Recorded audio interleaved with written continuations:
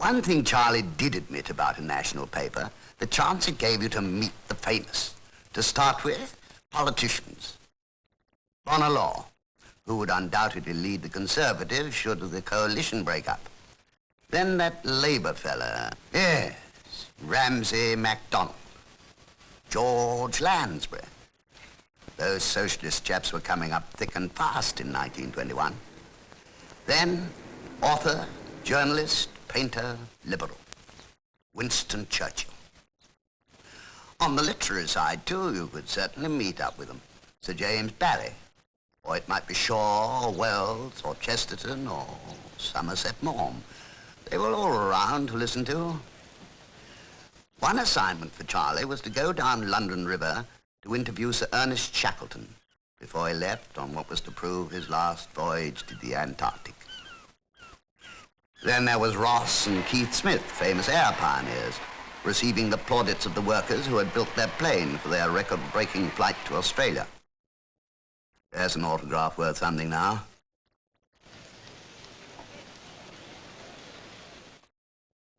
A very young lady called Betty Nuttall. And who might this be? Of course, the most popular figure of the age, the Prince of Wales. Then one day, in the midst of all this, the editor dropped a bombshell. Ireland for you, Tubbs. Northern Ireland, Ulster. Charlie already knew, having spent a holiday there at the age of 6. Belfast decked with flags for a visit by that no longer existent official, the Viceroy of Ireland.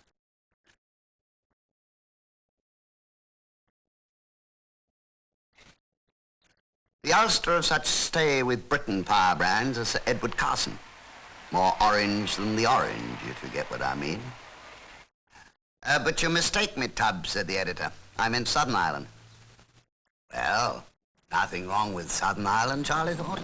Always a little racing to see, even with all the soldiers around and the curfew. Yes, the curfew.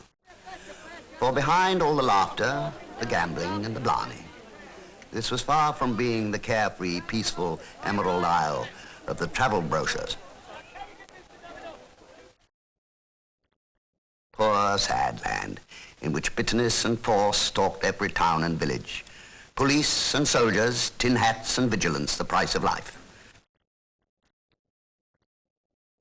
And many a burnt-out cottage to mark where man's loyalty had lain. Charlie's job was to get facts on the black and tans, that strong-arm force trying to keep order up and down the country. A tough bunch of boys, he concluded, reading between the lines again. Tough as they come and tough as they were told to be. Very handy, too, with guns, he found. Very handy indeed. They had dogs to help them find the rebels. One wonders whether they needed Irish dogs to track down Irishmen.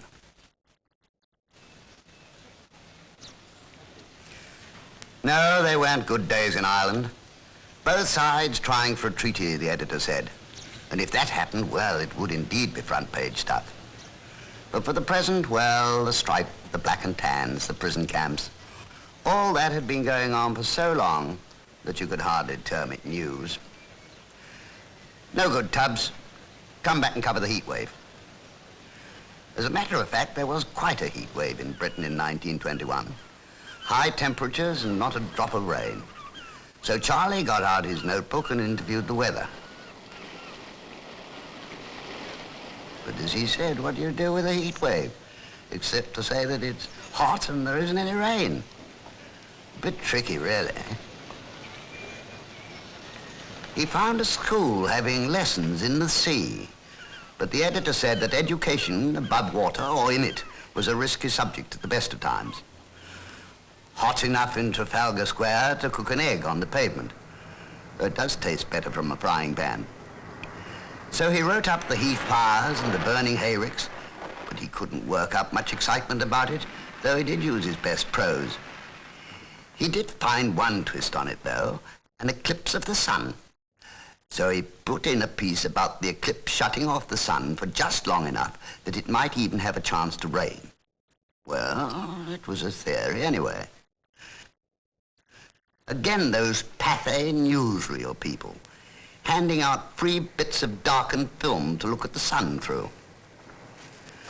This was another piece of unfair competition that Charlie just couldn't tell the editor about. For the editor, like the sun, was in darkened mood.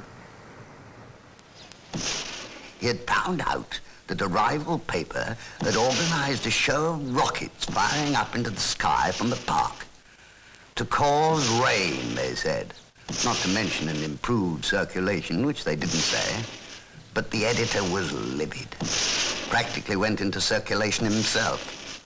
Into orbit, in fact.